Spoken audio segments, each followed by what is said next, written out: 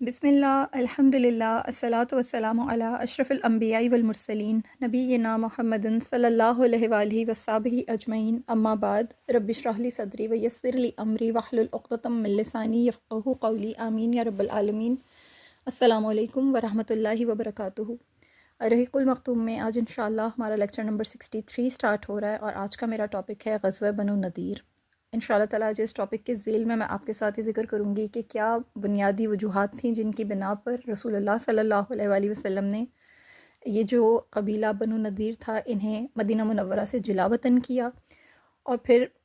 اس پورے معاملے میں جو یہ تمام جو حالات و واقعات تھے ان میں منافقین مدینہ نے کیسا کردار ادا کیا، ان کی طرف سے کس قسم کے معاملات ہوئے، وہ میں آپ لوگوں کے سامنے انشاءاللہ ذکر کروں گی۔ پھر قرآن کریم کے تناظر میں بھی سورہ حشر میں جو اللہ پاک نے غزوہ بنو نذیر کے بارے میں ہمیں بہت خاص اسباق فراہم کیے ہیں، نصیحتیں بتائی ہیں، ہمیں عبرتیں عطا کی ہیں، وہ تمام چیزیں بھی ہم سمجھنے کی کوشش کریں گے باذن اللہ تعالیٰ۔ اللہ تعالیٰ سے دعا کرتے ہیں کہ اللہ تعالیٰ یہ سیکھنا سمجھنا میرے لیے، آپ کے لیے، ہم سب کے والدین کے لیے، ہماری اولادوں کے لیے، نسلوں کے لیے اللہ تعالیٰ صدقہ جاریہ بنائے، اور اللہ تعالیٰ ہم سے کوئی خطا ہو جائے، کوئی شارٹ کمنگ ہو جائے، کوئی بھی چھوٹی بڑی غلطی ہو جائے، رب العالمین اسے معاف فرما دے، درگزر فرما دے، اور اللہ تعالیٰ ہم سے اسے قبول فرما لے، ہمیں برکت عطا کرے، استقامت عطا کرے، ہم اللہ اور اللہ کے حبیب صلی اللہ علیہ وآلہ وسلم کی خوشنودی حاصل کر سکیں، اور ہم اس کو بہت ہی خوش اسلوبی کے ساتھ اور بہت ہی مستقل مزاجی کے ساتھ، نہایت ادب کے ساتھ اور نہایت ہی ذوق عبادت کے ساتھ اس سیرہ کو مکمل کریں۔ اللہ پاک ہمیں اس کی تکمیل کی توفیق عطا فرمائے، اس کو اپنی زندگیوں میں رائج کرنے کی توفیق عطا فرمائے، اور ہمیں رسول اللہ صلی اللہ علیہ وآلہ وسلم کی شفاعت اللہ تعالیٰ نصیب فرمائے، ہمیں اتنا باسعادت بنا دے، ہمیں اتنا مطیع اور فرما بردار امتی بننے کی توفیق عطا کرے رب العالمین کہ ہم رسول اللہ صلی اللہ علیہ وآلہ وسلم کی خوشنودی حاصل کر سکیں، ان کی شفاعت حاصل کرنے کے مستحق ٹھہریں، آمین یا رب العالمین۔ ان تمام دعاؤں کے ساتھ اللہ کا نام لے کے شروع کرتے ہیں اپنے ٹاپک کو۔ غزوہ بنو نذیر کب واقع ہوا، اس کے متعلق بہت سارے اقوال ہیں، جن میں سے جو راجح قول ہے وہ یہ ہے کہ یہ غزوہ 4 ہجری ربیع الاول کے مہینے میں پیش آیا، اور اس کا جو پس منظر ہے کچھ اس طریقے سے ہے کہ ہم نے پچھلے اپنے لیکچرز میں سانحہ بیر مونا کے بارے میں پڑھا تھا۔ ہم جانتے ہیں کہ سیدنا عمر بن امیہ زمری رضی اللہ تعالیٰ عنہ یہ وہ رسول اللہ کے صحابی ہیں جو بنو عامر کے جو سردار تھا عامر بن طفیل، اس نے انہیں کچھ عرصہ قید کر کے رکھا، باقی جتنے دیگر 70 صحابہ تھے بیر مونا کے سانحے میں ان سب کو شہید کر دیا گیا تھا، لیکن یہ واحد صحابی ہیں جو قید کر لیے گئے تھے، اور پھر کچھ عرصے کے بعد انہیں آزاد کر دیا گیا تھا۔ یہ آزاد ہو جانے کے بعد جب واپس مدینہ تشریف لا رہے تھے رسول اللہ صلی اللہ علیہ وآلہ وسلم کی خدمت میں، تو راستے میں انہیں 2 افراد ملے تھے جنہیں بے خبری میں انہوں نے قتل کر دیا تھا۔ وہ جو 2 افراد تھے وہ بنو عامر کے ہی قبیلے سے تعلق رکھتے تھے، اور کیونکہ یہ جو رسول اللہ صلی اللہ علیہ وآلہ وسلم کے صحابی سیدنا عمر بن امیہ زمری رضی اللہ تعالیٰ عنہ ہیں، یہ اس مغالطے میں کہ میں نے ان 70 صحابہ کے شہادت کے یعنی بدلے میں ان کو قتل کیا ہے، اس بے خبری میں انہوں نے قتل کر دیا۔ یہ اس بات سے بھی بے خبر تھے کہ رسول اللہ صلی اللہ علیہ وآلہ وسلم نے ان 2 افراد کو امان دے رکھی تھی، رسول اللہ کا عہد و پیمان تھا ان کے ساتھ کہ وہ ان کی امان میں رہیں گے۔ جب عامر بن طفیل کو یہ بات پتہ چلی تو اس نے رسول اللہ صلی اللہ علیہ وآلہ وسلم کو پیغام بھیجا کہ آپ کے ساتھی نے میری قوم کے 2 آدمیوں کو قتل کر دیا، حالانکہ ان کے پاس آپ کی طرف سے عہد و امان بھی تھا، چنانچہ آپ ان دونوں کی دیت ہمیں بھیج دیں۔ نبی کریم صلی اللہ علیہ وآلہ وسلم یہ سن کر بنو نذیر کے پاس گئے تاکہ ان دونوں کی دیت ادا کرنے کے لیے بنو نذیر سے مدد طلب کریں۔ بنو نذیر جو ہیں یہ یہود کا ایک قبیلہ تھا جو کہ قیادت میں، سیادت میں اور مال و اسباب کے لحاظ سے بھی، اور پھر ان کے بہت سی ان کی زمینیں تھیں، جائیدادیں تھیں، ان کے پورے اجوا کھجوروں کے نخلستان تھے، بہت ہی یعنی یوں کہہ لیجئے کہ یہود کے طبقے میں جو یہود کا جو ایک کمیونٹی تھی، ان کا جو سرکل تھا، اس میں بہت ہی قابل احترام سمجھے جاتے تھے۔ یہ خود کو آل ہارون علیہ السلام سے بتاتے تھے، ان کا کہنا یہ تھا، یہ کلیم کرتے تھے کہ ہم حضرت ہارون علیہ السلام کی اولاد ہیں، لہٰذا لوگ ان کو بہت ہی عزت کی نگاہ سے دیکھتے تھے۔ ذہین لوگ تھے اور اپنی ذہانت کی وجہ سے بھی اپنے سرکل میں، اپنے لوگوں میں بہت پہچانے جاتے تھے، لوگ ان کا بہت احترام کرتے تھے۔ نبی کریم صلی اللہ علیہ وآلہ وسلم جب ان 2 صحابہ کے لیے ان 2 افراد کے لیے جب اپنی صحابہ کی جماعت کے ساتھ بنو نذیر کے پاس گئے تاکہ حزب معاہدہ دیت کے لیے مدد کا مطالبہ کریں، تو انہوں نے رسول اللہ صلی اللہ علیہ وسلم کو اپنے پاس یعنی کہ ویلکم کیا. انہیں یہ کہا کہ ابو القاسم آپ جو چاہتے ہیں ہم وہی کریں گے، آپ یہیں پہ بیٹھیں، ہم آپ کے لیے کھانا وغیرہ بنا رہے ہیں اور آپ کو ہم کھانا پیش کرتے ہیں. نبی کریم صلی اللہ علیہ وسلم اس وقت ان کے گھروں میں سے ایک گھر کی دیوار کے ساتھ ٹیک لگائے بیٹھے ہوئے تھے، اور آپ صلی اللہ علیہ وسلم کے ساتھ آپ صلی اللہ علیہ وسلم کے چند صحابہ کرام بھی تھے جو کہ سر فہرست، جن میں حضرت ابوبکر صدیق، حضرت عمر فاروق، حضرت علی المرتضیٰ، زبیر بن عوام، طلحہ، حضرت سعد بن معاذ، حضرت سعد بن عبادہ اور حضرت اسید بن حضیر رضی اللہ تعالیٰ عنہم یہ شامل تھے.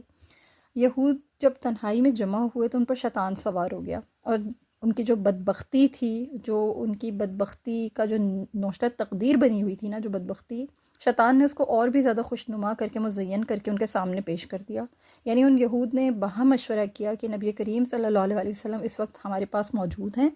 اور ہم ان کا یہاں پہ خاتمہ کر دیتے ہیں، معاذ اللہ ثم معاذ اللہ. ان کے شیطان صفت سردار حوی بن اخطب نے ان کو یہ کہا کہ اے یہود کی جماعت، محمد صلی اللہ علیہ وسلم اپنے چند ساتھیوں کے ساتھ تمہارے پاس آئے ہیں، ان کی تعداد 10 سے بھی کم ہے. اس پر مطلب اتنے کم لوگ ہیں تو ہم ایک کام یہ کرتے ہیں کہ ان پر ہم پتھر گرا کر انہیں قتل کر دیتے ہیں. اس سے بہتر موقع ہمیں پھر اور کبھی بھی نہیں ملے گا. اگر ہم نے ان کو قتل کر دیا تو ان کے ساتھی بکھر جائیں گے، ان کے ساتھی جو قریشی ہیں وہ اپنے حرم میں واپس مکہ چلے جائیں گے، اور جو یہاں پر صرف اوس و خزرج رہ جائیں گے وہ تو ہمارے آلریڈی حلیف ہیں ہی، لہٰذا ہمیں جو کام بعد میں کرنا ہے وہ ہم ابھی کر لیتے ہیں. اس پر ایک بدبخت یہودی جس کا نام عمر بن جہاش تھا وہ بولا کہ تو پھر تو یہ کام اس گھر کے اوپر چڑھ کر میں کروں گا، میں ایک بڑا پتھر گرا کر محمد صلی اللہ علیہ وسلم کو قتل کر دوں گا، والیعوذ باللہ. اب اس پر سلام بن مشکم جو تھا وہ یہاں پر ان کے درمیان میں، بنو نذیر کا یہ یہودی سردار تھا، اس نے انہیں یہ مشورہ دیا کہ دیکھو یہ کام مت کرو، تم ساری زندگی میری مخالفت کر لینا لیکن اس وقت میری بات مان جاؤ، کیونکہ محمد صلی اللہ علیہ وسلم کو تمہارے ارادے کی خبر کر دی جائے گی، اور یہ ہمارے اور ان کے درمیان جو معاہدہ ہے نا یہ اس کی خلاف ورزی ہوگی، تو یہ کام مت کرو، اور اس کام میں ہمیں بہت سارا نقصان اٹھانا پڑے گا. لیکن کیونکہ ان کے اوپر ایک دھند سوار تھی اور ایک شیطانیت تھی ان کی طبیعتوں کے اندر، لہٰذا انہوں نے اس کی ایک نہ سنی اور اپنے منصوبے کو روح عمل لانے کے عزم پر قائم رہے. شیطانی ذہنیت کے حامل یہود تھے اور اپنے منصوبے کو عملی جامہ پہنانے ہی والے تھے کہ اللہ رب العالمین کی طرف سے جبریل امین علیہ السلام وہی لے کر رسول اللہ صلی اللہ علیہ وسلم کی خدمت عالی شان میں حاضر ہوئے اور ان کو یہود کے ارادے سے باخبر کر دیا. آپ صلی اللہ علیہ وسلم تیزی سے اٹھے اور آپ صلی اللہ علیہ وسلم جو ہیں وہاں سے تشریف لے گئے اور مدینہ منورہ چلے آئے. صحابہ کرام وہیں باتیں کر رہے تھے، ان کا خیال تھا کہ ہو سکتا ہے رسول اللہ صلی اللہ علیہ وسلم اپنی کسی حاجت کی بنا پر گئے ہیں، ابھی تھوڑی دیر تک واپس تشریف لے آئیں گے. جب خاصی دیر گزر گئی تو صحابہ کرام نے آپس میں مشورہ کیا کہ یہاں رکے رہنے کا کوئی فائدہ نہیں ہے، یہ اللہ کے رسول ہیں، ہو سکتا ہے اللہ تعالیٰ کی طرف سے کوئی حکم آ گیا ہو، چنانچہ ہم سب بھی اب یہاں سے چلتے ہیں. حوی بن اخطب کہنے لگا کہ ابو القاسم نے بہت جلدی کی، ہم تو انہیں کھانا کھلا کر ان کی ان کی ضرورت تھی اس کو بھی پورا کرنا چاہتے تھے، لیکن صحابہ کرام نے اس بات کو اتنا خاطر میں نہیں لائے اور بس اجازت طلب کی اور وہاں سے اٹھ کر وہ بھی واپس مدینہ منورہ آ گئے. رسول اللہ صلی اللہ علیہ وسلم آلریڈی اس بات کو جانتے تھے، کیونکہ دونوں کے درمیان میں، بہت صحابہ کرام کے درمیان اور رسول اللہ صلی اللہ علیہ وسلم کے درمیان ایک بہت گہری میوچول انڈرسٹینڈنگ تھی. ان لوگوں کو آپس میں ایک دوسرے کے اوپر بہت بھروسہ تھا، اور پھر رسول اللہ صلی اللہ علیہ وسلم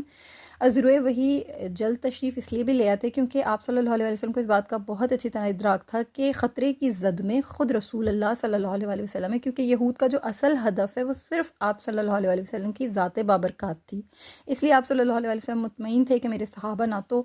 کسی خطرے میں ہیں اور نہ ہی ان کے اوپر کوئی انشاءاللہ پریشانی آنے والی ہے، بلکہ صحابہ محفوظ بھی ہیں اور مامون بھی ہیں. لہٰذا وہ خود ہی اٹھیں گے اور میری تلاش کو نکلیں گے تو وہ واپس مدینہ منورہ تشریف لے آئیں گے. یہ آپس میں ان کا نا ایک گہرا تعلق خاطر تھا جس کی مثال کہیں نہیں مل سکتی ہے، اس کی مثال ڈھونڈنا بہت مشکل ہے. اتنی گہری میوچول انڈرسٹینڈنگ، اتنا بلائنڈ فیتھ، اتنا ٹرسٹ کہ جو ایک انسان سوچ رہا ہے دوسرا اس کو سمجھ رہا ہے، کہنے کی ضرورت پیش نہیں آ رہی ہے. تو یہ ایک بہت ہی پیاری، بہت ہی خوبصورت بانڈنگ کی مثال ہے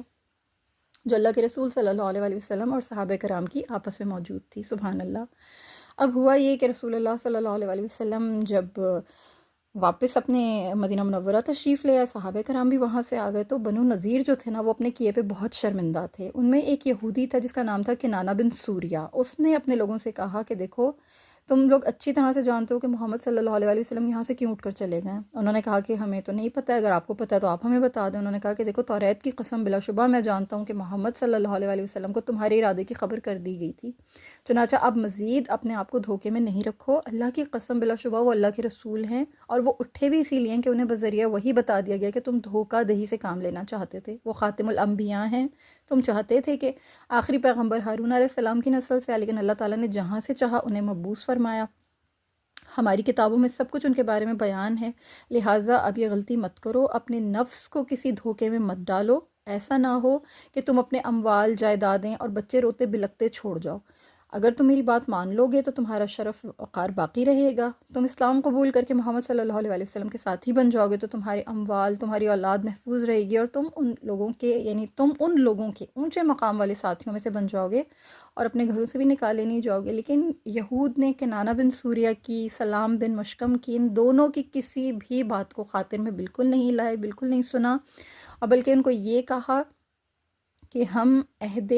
موسیٰ اور توریت کو نہیں چھوڑیں گے، ہم کسی قیمت بھی تمہاری بات نہیں سنیں گے، تم دونوں جو کہہ رہے ہو ہمیں کوئی فرق نہیں پڑتا. ان کے دماغوں کے اندر نا یہ تمام چیزیں جو تھیں یہ بالکل ایک شیطانیت تھی جو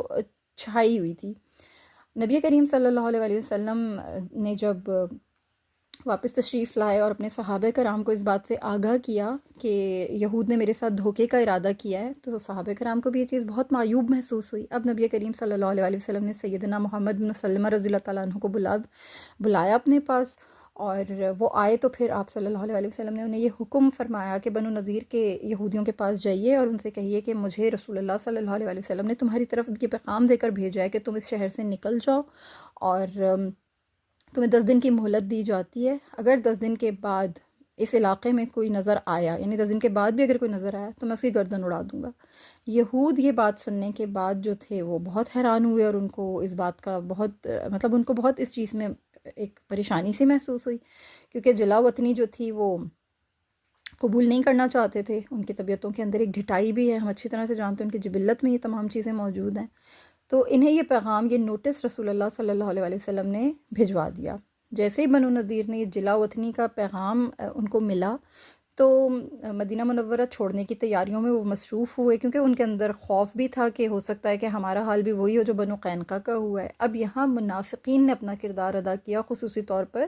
جو عبداللہ بن ابی تھا، رئیس المنافقین. اس نے اپنے قاصد ان کے پاس بھیجا اور انہیں تسلی دیتے ہوئے کہا کہ تم لوگ گھبراؤ نہیں، اپنے گھروں سے بالکل نہیں نکلنا اور اپنے قلعوں میں مقیم رہنا. میرے پاس میری قوم اور دیگر عربوں کے 2000 جنگجو افراد موجود ہیں جو تمہارے ساتھ قلعے میں داخل ہو جائیں گے اور تمہارا دفاع کرتے ہوئے اپنی جانیں دے دیں گے. اور بنو قریظہ کے بھی بنو قریظہ کے جو یہود ہیں وہ بھی تمہاری مدد کریں گے. اس کے علاوہ جو قبیلہ غطفان کے یہود ہیں وہ بھی تمہیں اکیلا نہیں چھوڑیں گے، وہ تمہارے حلیف ہیں، تمہاری مدد ضرور کریں گے. اگر تم سے لڑائی کی گئی تو ہم تمہارے ساتھ مل کر لڑیں گے، اگر تم نکال دیے گئے تو ہم بھی تمہارے ساتھ نکالے جائیں گے. یہ تمام تسلیاں اور یہ تمام باتیں جو ہیں یہ عبداللہ بن ابی کی طرف سے بنو نذیر کے پاس پہنچائی گئیں قاصد کے ہاتھ سے. اب یہ ہوا کہ عبداللہ بن ابی جو تھا وہ ہوئی بن اخطب کو پیغام بھیجا اس نے، تو یہود کا حوصلہ بڑھ گیا. اب بنو نذیر کے سردار ہوئی جو تھا وہ ڈٹ جانے پر اس نے عزم کر لیا کہ میں اب یہاں سے نہیں جاؤں گا، بالکل ٹھیک ہے، مجھے تو بہت ساری سپورٹ حاصل ہے. سلام بن مشکم نے تب بھی ہوئی بن اخطب سے کہا کہ دیکھو یہ تمہارے نفس کو دھوکے میں ڈالنے والی بات ہے، مان جاؤ اس بات کو، جو محمد صلی اللہ علیہ وسلم تم سے ہمیں امان چاہیے، اگر وہ تمہیں امان دیں گے تو اس کو قبول کر لو، ورنہ اس شہر سے نکل جاؤ، اسی میں عافیت ہے.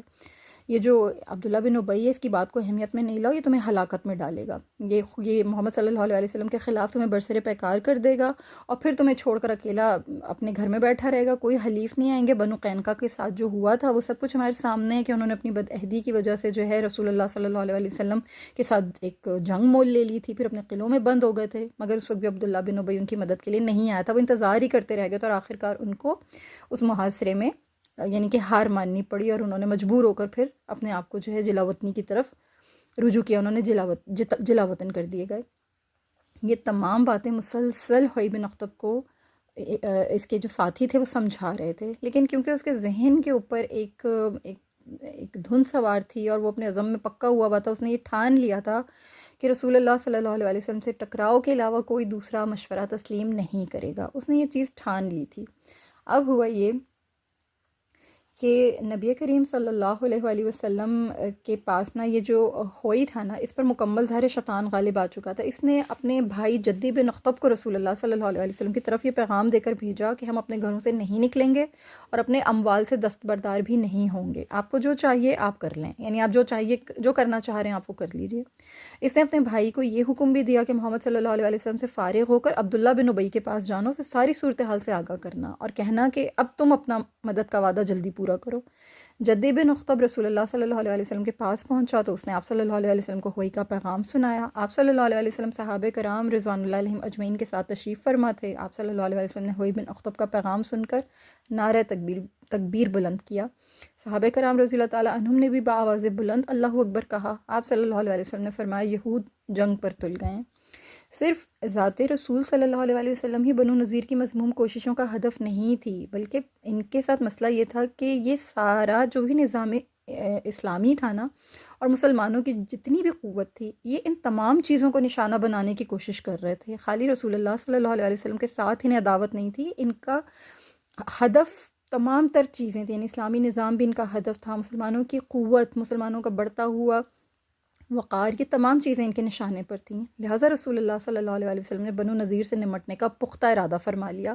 آپ صلی اللہ علیہ وسلم نے جنگ کی تیاری کا حکم دیا اور کوچ کا اعلان کر دیا۔ اللہ تعالیٰ نے مسلمانوں کو ایک جرت دی، ایک حوصلہ دیا، اور اللہ تعالیٰ نے ان لوگوں کا جو جوش و ولولہ تھا اس کو بھی بڑھایا۔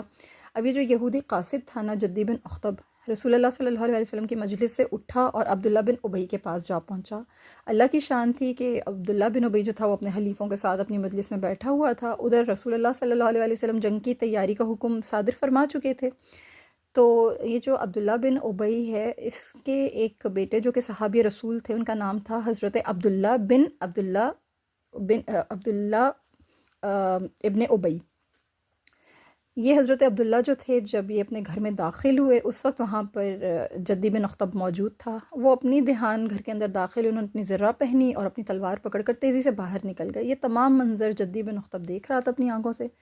جب اس نے یہ دیکھا کہ ایک جانب تو حضرت عبداللہ اتنی جنگ کی تیاری کے لیے اتنے متحرک ہو چکے ہیں، اور دوسری طرف اس نے یہ دیکھا کہ جو عبداللہ بن ابی ہے وہ تو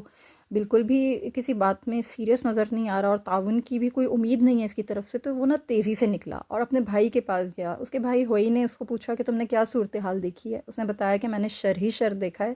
میں نے محمد صلی اللہ علیہ وسلم کو تمہارا پیغام دیا تو انہوں نے اللہ اکبر کا نعرہ لگایا اور کہا کہ یہود لڑائی پر آمادہ ہو گئے۔ اور اس کے بعد میں عبداللہ بن ابی کے پاس گیا تو عبداللہ بن ابی میں مجھے کوئی بھلائی نظر نہیں آ رہی ہے، وہ اپنے حلیفوں کو پیغام بھیجے گا اور کہیں جا کر پھر وہ ہماری مدد کے لیے آئیں گے، اور اس دوران میں وہ کہہ رہا ہے کہ ہم اپنے قلعے میں داخل ہو جائیں۔ اب یہ جو معاملہ تھا یہ اس طرح سنگین ہوتا چلا گیا کہ دیکھیں، اس میں کوئی شک نہیں تھا کہ مسلمانوں کے لیے صورتحال بہت نازک تھی، کیونکہ ان کے لیے اپنی تاریخ کے اس نازک موڑ پر دشمنوں سے ٹکرا جانا یہ بہت زیادہ مفید یا مناسب نہیں تھا۔ اس کا انجام بہت خطرناک ہو سکتا تھا، کیونکہ سارا عرب مسلمانوں کے خلاف تھا، اور ان کے 2 تبلیغی وفود ابھی بالکل ریسنٹلی بہت ہی بے دردی کے ساتھ توثیق کیے جا چکے تھے۔ پھر یہ کہ بنو نذیر کے یہود جو تھے وہ بہت طاقتور تھے، ان کا ہتھیار ڈالنا بہت آسان بات نہیں تھا، اور ان سے جنگ مول لینے میں طرح طرح کے خدشات تھے۔ مگر بیر معونہ کے المیہ سے پہلے اور اس کے بعد کے جو حالات تھے نا، وہ بالکل اب چینج ہو چکے تھے، کیونکہ اس کی وجہ سے مسلمان قتل اور بدعہدی جیسے جرائم کے سلسلے میں بہت زیادہ حساس ہو گئے تھے۔ ان کا یہ جو مشرکین تھے، یہ جو منافقین تھے، یہ جو جرائم کر رہے تھے، ان کا جن جرائم کا یہ ارتکاب کر رہے تھے نا، مسلمانوں کے دلوں کے اندر جذبہ انتقام بہت زیادہ بھڑک چکا تھا۔ لہٰذا انہوں نے طے کر لیا تھا کہ کیونکہ بنو نذیر کی یہ جرت تھی کہ وہ رسول اللہ صلی اللہ علیہ وسلم کے قتل کا پروگرام بھی بنا رہے تھے، اب ان سے بہرحال نمٹنا بہت ضروری ہے، ان سے لڑنا ہے، خواہ اس کے نتیجے میں ہمیں کسی بھی قسم کی سچویشن کو فیس کرنا پڑے، اب ہم ان سے جنگ کریں گے، ان سے لڑیں گے۔ چنانچہ اسلامی لشکر نے پیش قدمی کی اور نبی کریم صلی اللہ علیہ وسلم نے سیدنا عبداللہ بن ام مکتوم رضی اللہ تعالیٰ عنہ کو مدینہ کا انتظام سونپا، اور آپ صلی اللہ علیہ وسلم نے حضرت علی کرم اللہ وجہ الکریم کو لشکر کی کمان دی، اور یوں رسول اللہ صلی اللہ علیہ وسلم نے بنو نذیر کی طرف جو ہے پیش قدمی فرمائی۔ اب ہوا یہ کہ جب رسول اللہ صلی اللہ علیہ وسلم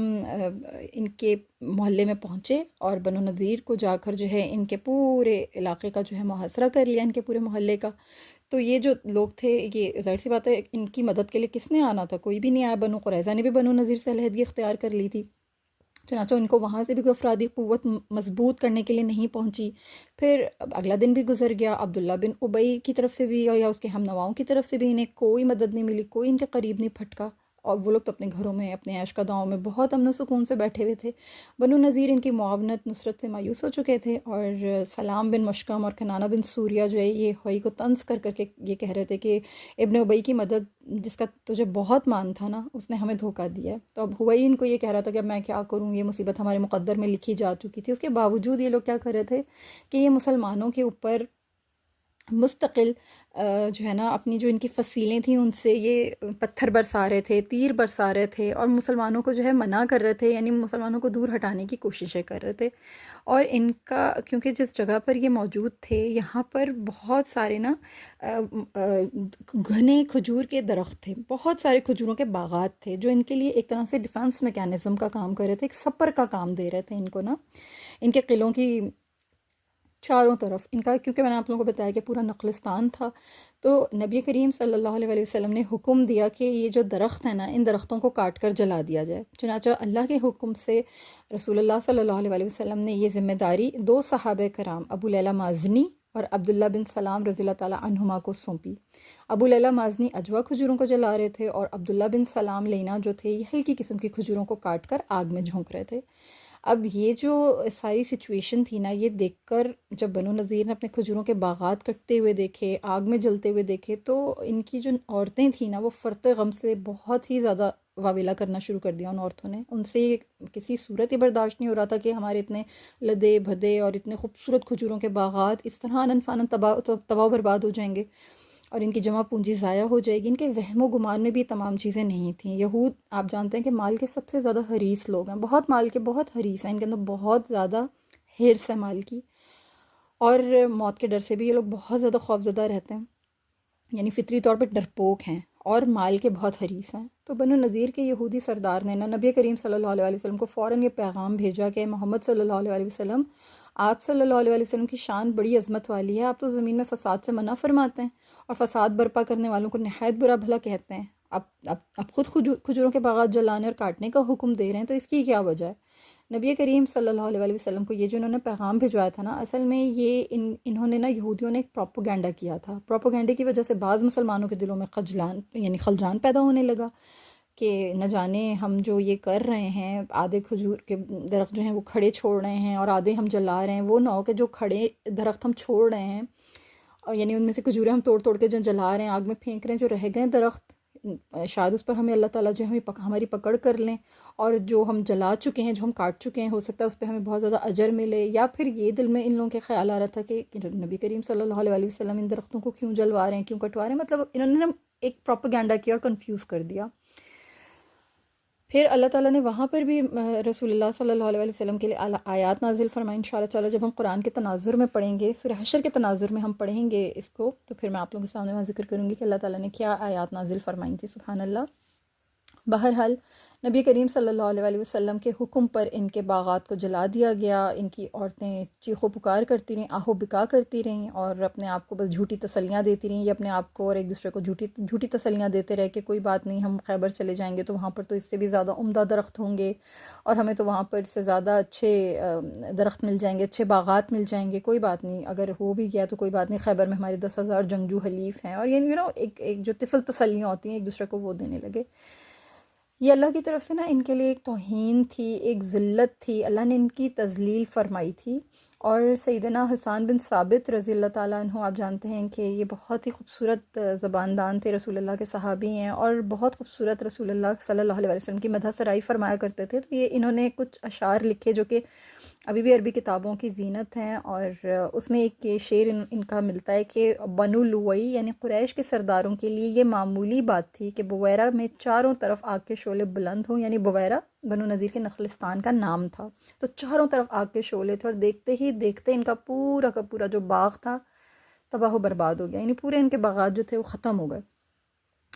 محاصرہ جو تھا یہ بہت زیادہ طول نہیں پکڑ سکا، کچھ کے بقول یعنی بعض جو سیرت نگار ہیں، جو مورخین ہیں، وہ یہ کہتے ہیں کہ صرف 6 رات تک رہا، یا بقول کے بعض یعنی بقول بعض یہ کہتے ہیں کہ 15 رات تک جاری رہا۔ بہرحال بنو نذیر کی مدد کو نہ کوئی آیا، نہ کسی نے آنا تھا۔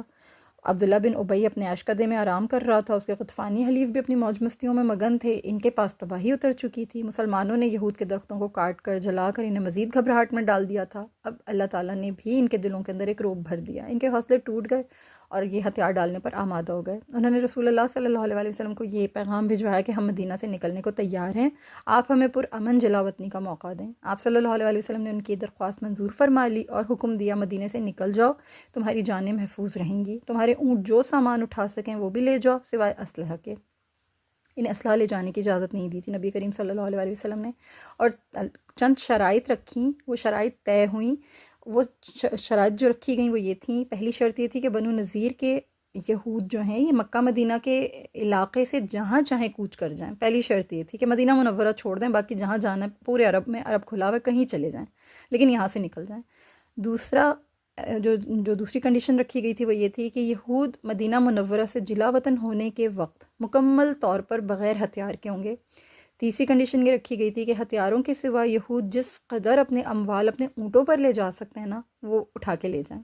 اور چوتھی شرط یہ تھی کہ یہود جتنا مال اٹھا پائیں گے، جو لے جا سکیں گے وہ لے جائیں، اس کے بعد جو بھی مال ان کا بچ جائے گا وہ مسلمانوں کی ملکیت ہوگا، وہ اسے کلیم نہیں کریں گے کہ یہ ہمارا ہے، یعنی جو لے جا سکیں گے لے جائیں، جو رہ جائے گا وہ مسلمانوں کا ہوگا، مسلمانوں کی ملکیت ہو جائے گا، پھر اس کو آپ کو واپس نہیں کیا جائے گا۔ یہ شرائط تھیں۔ اب بنو نذیر کو مدینہ منورہ سے جلا وطن کرنے کی جو ذمہ داری تھی وہ نبی کریم صلی اللہ علیہ وسلم نے سیدنا محمد بن مسلمہ رضی اللہ تعالیٰ عنہ کو سونپی۔ اس وقت نا یہ جو یہود تھے ان کے ذہنوں میں ایک یہ خیال آیا، ایک عذر انہوں نے پیش کیا کہ یہاں بہت سے لوگ ہمارے مقروض ہیں، وہ قرض اس مقررہ مدت کے اندر جو ہے ادا نہیں کر سکیں گے، اور وہ جو مقررہ مدت ہے اس کے بعد انہیں وہ قرض ادا کرنا ہے، یعنی ابھی بہت ٹائم تھا اس وقت میں نا، تو پھر ان کا کیا بنے گا؟ تو ان کا مقصد یہ تھا کہ ہمیں مدینہ میں ٹھہرنے کا مزید موقع مل جائے، لیکن رسول اللہ صلی اللہ علیہ وسلم نے ان کا یہ پلان بھی ختم کر دیا، خاک میں ملا دیا۔ آپ صلی اللہ علیہ وسلم نے فرمایا کہ تم قرضے کی رقم کو کم کرو اور جلدی کرو۔ اس کے پیچھے حکمت یہ تھی کہ نبی کریم صلی اللہ علیہ وسلم جو سود کا مال تھا نا وہ ختم کر رہے تھے، یعنی جو اوریجنل رقم ہے تمہاری، جو ایکچول تمہارا قرضہ ہے، بس اتنے پیسے لو اور جاؤ یہاں سے۔ اس چکر میں کہ لوگ کس طرح ادا کریں گے، مال زیادہ ہے، پیسے نہیں ہو پا رہے ہیں، یا سب کچھ یہ ان لوگوں کی ایک عذر تھا، ان کی یہ بھی ایک سازش تھی، چالاکی تھی۔ اللہ کے رسول صلی اللہ علیہ وسلم نے ان کی بات نہیں مانی، بلکہ یہ رحمت للعالمین نے لوگوں پر رحمت فرمائی کہ لوگوں کا جو سود کا مال تھا وہ ان کے اوپر سے بوجھ کم ہوا، اور جو ان کی بنتی تھی رقم دے کے ان سے معاملہ ختم کیا۔ اب جب رسول اللہ صلی اللہ علیہ وسلم نے یہ جو جلاوطنی کی شرائط عائد کی نا، تو ان میں 2 ایسے اشخاص تھے کہ جن کو اس بات کا احساس ہو گیا کہ ہم جو ہیں، ہمارے بال بچے اور یہ سب کچھ جو ہے، ہم تو بہت ہی بڑے فتنے میں پڑ گئے، اور وہ نہ ہو کہ اب ہم لوگ جو ہے مزید کسی پریشانی کا سامنا کریں۔ تو ان میں ایک شخص تھا یامین بن عمیر اور ایک ابو سعد بن وہب، ان دونوں نے نا، یہ دونوں آپس میں کشمکش میں تھے، اور یہ کشمکش جب دیکھی تو ایک دوسرے سے کہا کہ بلا شبہ ہمیں پتہ تو ہے کہ محمد صلی اللہ علیہ وسلم اللہ کے رسول ہیں، تو ہم کس چیز کا انتظار کر رہے ہیں، ہم مسلمان ہو جاتے ہیں، اسی طرح ہمارے مال اور جانیں محفوظ ہو جائیں گی۔ لہٰذا یہ دونوں شخص جو تھے، اشخاص جو تھے، یہ رات کی تاریکی میں اپنے قلعوں سے نکلے اور اسلامی عسکر گاہ میں جہاں نبی کریم صلی اللہ علیہ وسلم تشریف فرماتے وہاں آ گئے۔ انہوں نے وہاں کے اسلام قبول کر کے اپنی جان، اپنا مال محفوظ کر لیا۔ اب یہ مسلمان ہو گئے دونوں اشخاص۔ ان میں یہ جو یامین بن عمیر ہے نا رضی اللہ تعالیٰ عنہ، کیونکہ یہ اسلام قبول کر چکے تھے، تو ان کو نبی کریم صلی اللہ علیہ وسلم نے یہ فرمایا کہ بنو نذیر کا جو، یعنی وہاں پر جو آپ صلی اللہ علیہ وسلم جب دیت کا مال، یعنی ان سے جب اعانت کے لیے، دیت کی اعانت کے لیے جب آپ صلی اللہ علیہ وسلم وہاں تشریف لے گئے تھے، تو میں نے جیسے آپ کو بتایا کہ وہ جو شخص تھا جس نے کہا تھا کہ میں رسول اللہ کو جو ہے اوپر سے پتھر پھینک کر شہید کر دوں گا، استغفر اللہ معاذ اللہ، وہ شخص عمر بن جہاش جو تھا، وہ یہ یامین بن عمیر کا رشتہ دار تھا۔ تو رسول اللہ صلی اللہ علیہ وسلم نے یامین بن عمیر سے فرمایا، رضی اللہ تعالیٰ عنہ سے فرمایا کہ تم نے دیکھا نہیں کہ مجھے تمہارے چچا کے بیٹے کی طرف سے کس قدر تکلیف پہنچی ہے، اور اس نے میرے بارے میں کیا ارادہ کیا تھا؟ یامین نے جواب دیا کہ اللہ کے رسول صلی اللہ علیہ وسلم، میں آپ کی طرف سے اسے کافی ہو جاؤں گا۔ چنانچہ انہوں نے بنو قیس سے ایک کرائے کا قاتل لیا اور اسے 10 دینار اور ایک روایت کے مطابق 5 وسق تقریباً 20 من کھجوریں دیں، اور اس کو عمر بن جہاش کے قتل کی ذمہ داری سونپی۔ اس شخص نے موقع پا کر عمر بن جہاش کو قتل کر دیا۔ یامین بن عمیر رضی اللہ تعالیٰ عنہ نے آ کر نبی کریم صلی اللہ علیہ وسلم کو اس کے قتل کی خوشخبری دی، تو آپ صلی اللہ علیہ وسلم بے انتہا خوش ہوئے، اور اس طرح ایک اللہ اور اللہ کے رسول کا جو یوں کہہ لیں کہ دشمن تھا وہ جہنم واصل ہوا الحمدللہ۔ پھر یہ جو جلا وطنی تھی نا، اس کی تکمیل کا وقت آیا۔ اب ظاہر سی بات ہے بنو نذیر جو ہیں یہ مدینہ منورہ سے جلا وطن ہونے لگے۔ انہوں نے اس فیصلے کے نتیجے میں اس چیز کو قبول کر لیا تھا۔ ان کو پتہ تھا کہ جو ہم نے کیا ہے، جو ڈٹائی اور ہٹ دھرمی ہم نے دکھائی ہے، اب ہماری طاقت تو کچھ بھی نہیں ہے، تو انہوں نے بہرحال جلا وطنی کو قبول کیا۔ اب یہ کیا کر رہے تھے کہ یہ اپنی طاقت کے مطابق جو کچھ اونٹوں پر لاد سکتے تھے لادنے لگے، یہاں تک کہ ایک شخص اپنے گھر کا جو دروازہ، اس کی جو چوکھٹ ہوتی تھی اس کو بھی اکھاڑتا تھا، اور پھر اپنے اونٹ کی پیٹھ پہ رکھتا تھا، اپنے بیوی بچے بٹھاتا تھا، اپنے اونٹ پر سوار کرتا تھا اور نکل جاتا تھا۔ بنو نذیر کے یہود سب سے زیادہ مالدار تھے، جیسے میں نے آپ لوگوں کو پہلے بھی بتایا، تو ان کے جو اموال تھے نا، ان کے اتنی تعداد تھی کہ 600 اونٹ لادے تھے انہوں نے اپنے، اتنی زیادہ کثیر تعداد میں ان کے پاس مال تھا، اور اٹھا نہیں سکتے تھے یہ لوگ اس کو۔ اٹھانے کے لیے ان کو سمجھ بھی نہیں آ رہا تھا کہ ہم کیا چیز لے کر جائیں اور کیا چیز ہم چھوڑ کر جائیں، تو یہ لوگ نا ان چیزوں کو منتخب کرتے تھے جن کا بوجھ کم ہوتا تھا لیکن قیمت زیادہ ہوتی تھی۔ یہود سونا چاندی جمع کرنے کے بھی بہت حریص تھے۔ انہوں نے اپنے سونے چاندی کی بڑی بڑی مقدار اٹھائی اور ان کو اپنے ساتھ لیا، اور اپنے یعنی ہر طرح سے انہوں نے کسی قسم کی کوئی کسر نہیں چھوڑی، ہر چیز کو جتنا یہ مال و زر لے جا سکتے تھے یہ انہوں نے لے جانا قبول کیا، کوئی کسر نہیں چھوڑی۔ لیکن جو چیز یہ ساتھ نہیں لے جا سکتے تھے نا، ان چیزوں کو انہوں نے خراب کرنا شروع کر دیا تاکہ مسلمان ان سے استفادہ حاصل نہ کر سکیں۔ یہود مدینہ کو چھوڑتے وقت اپنے گھروں کی چھتوں کو، ستونوں کو، دیواروں کو اپنے ہاتھوں سے توڑتے تھے تاکہ وہ مسلمانوں کے کام نہ آ سکیں، اپنے گھروں کی تباہی اپنے ہاتھوں سے کرتے تھے، اور کرتے ہی چلے گئے۔ ان سے کچھ نہیں بنا، یعنی یہ ان کے پاس اس کے سوا اور کوئی چارہ ہی نہیں تھا کہ جو چیز ان کے گھروں سے باہر تھی وہ تو مسلمانوں نے کاٹ کر جلا دیا تھا، سب کچھ برباد کر دیا تھا۔ ان کا سب کچھ جو کچھ بھی باہر تھا، ان کے باغات تھے، ان کی زمینیں تھیں، ان کی فصلیں تھیں، ان کے کھیت کھلیان، جو کچھ بھی نعمتیں ان کو عطا کر رکھی تھی اللہ تعالیٰ نے، وہ تو مسلمانوں نے ہی ظاہر ہے ان کی خراب کر کے نظر آتش کر دی تھیں۔ اللہ کی طرف سے ان کو ایک سزا ملی تھی، ان کی تذلیل ہوئی تھی، انہیں ذلت کا سامنا کرنا پڑا تھا، اور جو بقیہ کچھ بچا کچھ ہے ان کا اپنے ہاتھوں سے جو کچھ بھی خراب کر رہے تھے، وہ ایک اللہ کی طرف سے یوں کہہ لیں کہ چیری آن دا ٹاپ۔ تو یہ ان کے ایسے اللہ پاک نے استغفر اللہ العظیم ان کو ذلیل کیا، ان کو رسوا کیا، اور ان کی جلاوطنی کا جو نظارہ تھا وہ بھی بہت ہی عجیب تھا، یعنی عجیب قسم کا مظاہرہ کر رہے تھے، یہ پریٹینڈ کر رہے تھے کہ ہم بہت خوش ہیں، بظاہر بہت خوش نظر آ رہے تھے، جبکہ ان کے جو سینے تھے وہ آتش دان بنے ہوئے تھے، ابل رہا تھا، ان کا جو الاؤ تھا وہ بھڑک رہا تھا سینے میں۔ لیکن مدینہ چھوڑتے ہوئے انہوں نے بہت دھوم دھام کا مظاہرہ کیا تاکہ مسلمان خوش نہ ہو، مسلمانوں کو خوشی نہ ملے، صرف اس لیے یہ مدینہ سے اچھلتے کودتے باہر جا رہے تھے، اور چھوڑتے ہوئے ان کی عورتیں جو تھیں وہ بہت اچھے اچھے کپڑے پہن رہی تھیں اور سونے چاندی کی زیورات پہن رہی تھیں، اور ان کے ساتھ پھر گلوکارائیں ہوتی تھیں جو دف بجاری ہوتی تھیں، گیت گاری ہوتی تھیں، اور یہ قطار در قطار روانہ ہو رہے تھے۔ ربیع الاول 4 ہجری میں اسلام کا یہ مقدس مرکز اس خبیث دشمن سے پاک ہو گیا، جس کی فطرت میں اسلام کی عداوت، عہد شکنی، وعدہ خلافی، شیطانی منصوبہ بندی، منصوبہ سازی کوٹ کوٹ کر بھری ہوئی تھی۔ پھر پیچھے بنو قریظہ رہ گئے تھے جو شوال 5 ہجری میں اللہ کے حکم سے جو اپنے انجام کو پہنچے تھے۔ انشاءاللہ جب ہم 5 ہجری کے واقعات میں داخل ہوں گے وہاں پر انشاءاللہ ہم ان کا ذکر کریں گے۔ تو بنو قینقاع کو بھی جلا وطن کر دیا گیا، اب بنو نذیر بھی مدینہ منورہ کو چھوڑ کر جلا وطن ہو گئے۔ یہ جو بنو نذیر تھی نا، ان کی جو نئی جائز سکونت تھی وہ تھوڑا سا سمجھ لیتے ہیں کہ وہ کیا تھی، کہاں گئے تھے۔ جب انہیں جلا وطنی کا حکم ہوا تھا تو ظاہر ان کے لیے یہ ضروری بات تھی کہ انہیں کسی نہ کسی جگہ تو جانا تھا، جزیرہ نما عرب میں کہیں تو پہنچنا تھا۔ اور جب انہوں نے یہ غور کیا کہ کہاں جانا چاہیے تو شام کے علاقے کی طرف، یہ اکثر جو تھے نا ان میں سے وہ خیبر کا رخ کیا انہوں نے، اور خیبر جو ہے وہ ہم جانتے ہیں کہ مدینہ منورہ سے تقریباً 96 میل یعنی 155 کلومیٹر دور ہے، اور یہ جزیرہ نما عرب میں پناہ گزین یہودیوں کا اتنا بڑا مرکز تھا کہ اس میں مسلح جنگجوؤں کی تعداد تقریباً 10,000 تھی۔ اس کے علاوہ وہاں کے جو یہودی تھے وہ بہت بڑے بڑے قلعوں میں رہتے تھے، ان کے پاس بہت سارے قلعے تھے، اور یہ علاقہ بھی زرعی دولت سے بہت مالا مال تھا۔ اب جب جزیرہ نما عرب کے تمام یہودی بنو نذیر کی سیادت قیادت کے قائل تھے، اور جب انہوں نے یہ دیکھا کہ یہ تو سیدنا ہارون علیہ السلام کی نسل سے ہیں، یہ اپنے آپ کو ان کی نسل سے قرار دیتے ہیں، تو اب ظاہر سی بات ہے بہت ہی شاطر ذہنیت کے لوگ تھے، تو سارے لوگوں نے نا بنو نذیر کو خیبر میں ویلکم کیا. یہ سارے بنو نذیر کے یہود جو تھے خیبر چلے گئے. وہاں انہوں نے یہود کی طاقت اور قوت میں پھر مزید اضافہ کر دیا، اور اس طرح سے یہ تمام لوگ جو تھے یہ وہاں پر جمع ہو گئے، اور خیبر جو تھا وہ مسلمانوں کے لیے ایک بہت بڑا جنگی محاذ بن گیا. انشاءاللہ جب ہم ان واقعات میں داخل ہوں گے تو پھر میں آپ لوگوں کو بتاؤں گی کہ کیا ہوا، کس طرح ہوا. خیبر جو ہوئی تھی، غزوہ خیبر، اس میں پھر کس طرح سے مسلمان کامیاب ہوئے تھے. انشاءاللہ جب ہم اس میں داخل ہوں گے تو پھر وہاں یہ ذکر آئے گا. بہرحال خیبر میں قدم رکھتے ہی انہوں نے بڑی سہولت کے ساتھ اپنے آپ کو جو ہے سیادت و قیادت کے منصب پر فائز کر لیا تھا. لہٰذا یہ اب خیبر جو تھا یہ بہت بڑا جنگی محاذ تھا مسلمانوں کے لیے. Keep in your mind. انشاءاللہ جب ہم اس واقعے میں داخل ہوں گے پھر میں آپ کو بتاؤں گی. اب مزید اس کے علاوہ یہ تھا کہ اب جو بنو نذیر ظاہر چلے گئے تھے، ان کے باغات، ان کی زمینیں، ان کے مکانات، یہ خالص رسول اللہ صلی اللہ علیہ وسلم کا حق تھا. آپ صلی اللہ علیہ وسلم کو یہ اختیار حاصل تھا کہ آپ ان میں اپنی مرضی سے تصرف فرمائیں. اپنے لیے محفوظ کرنا چاہیں تو آپ اپنے لیے محفوظ فرما لیں، اور اگر آپ اپنے ساتھیوں کو عنایت کرنا چاہیں تو آپ اپنے ساتھیوں کو عنایت کریں گے. آپ کے اپنے اختیار میں تھا. بنو نذیر کے چلے جانے کے بعد نا ان کے اموال، ان کا اسلحہ، باغات، زمینیں، مکانات رسول اللہ صلی اللہ علیہ وسلم نے سب اپنے قبضے میں لے لیا. ان کے جو ہتھیار جو وہ چھوڑ کر گئے تھے، ہتھیاروں میں 50,000 زرہیں تھیں، 50 خوت تھے، اور 340 تلواریں تھیں.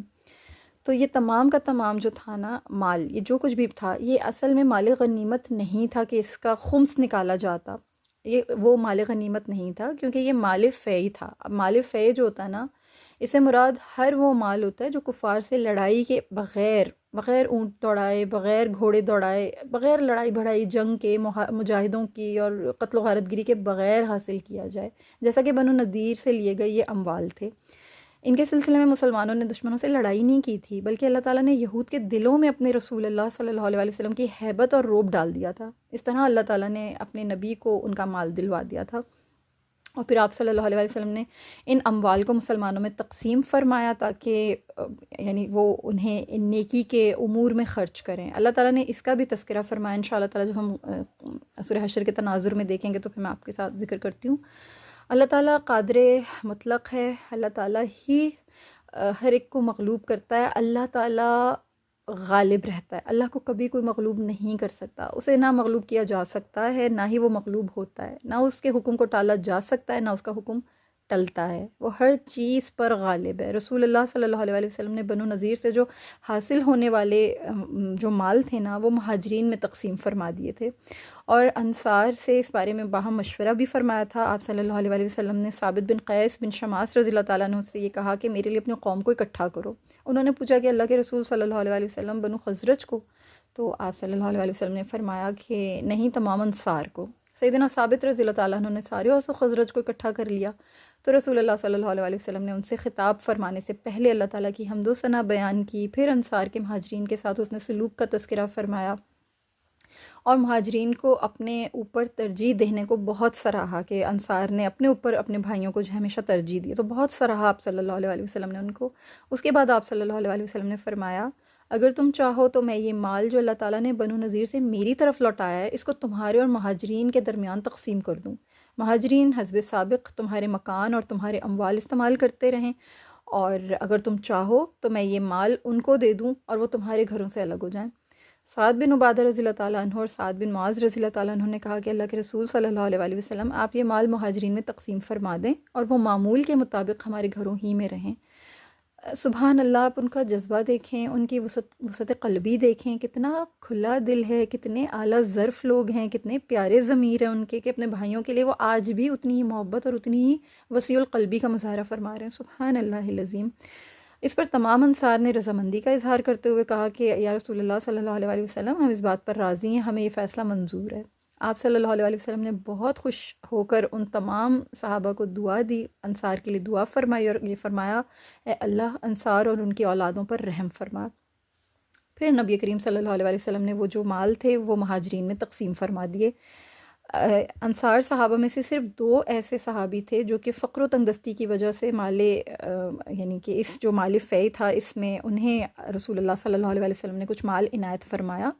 ان دو صحابہ کے نام یہ تھے، ایک ابو دجانہ سماک بن خرشہ اور ایک سہل بن حنیف رضی اللہ تعالیٰ عنہما۔ یہ دو صحابی ایسے تھے جو کہ انصار میں سے تھے، لیکن کیونکہ ان کو فقر و تنگدستی بہت زیادہ تھی، لہٰذا مال فے میں سے رسول اللہ نے انہیں عنایت فرمایا تھا کچھ مال۔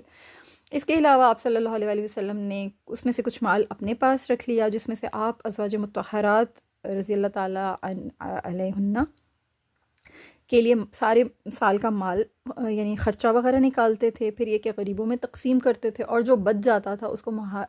جو مہاجرین اور جہاد اور ان تمام چیزوں کی تیاری میں مصروف کر دیتے تھے، صرف کر دیتے تھے وہ باقی بچے ہوئے مال کو۔ تو یہ رسول اللہ صلی اللہ علیہ وآلہ وسلم نے مال فے کا جو ہے اللہ کے حکم سے اس کے مصارف اور وہ ساری چیزیں جو اللہ تعالیٰ نے قرآن میں ارشاد فرمائیں، آیات میں اللہ پاک نے کھول کے نبی کریم صلی اللہ علیہ وآلہ وسلم کو حکم فرمائیں، اس کے مطابق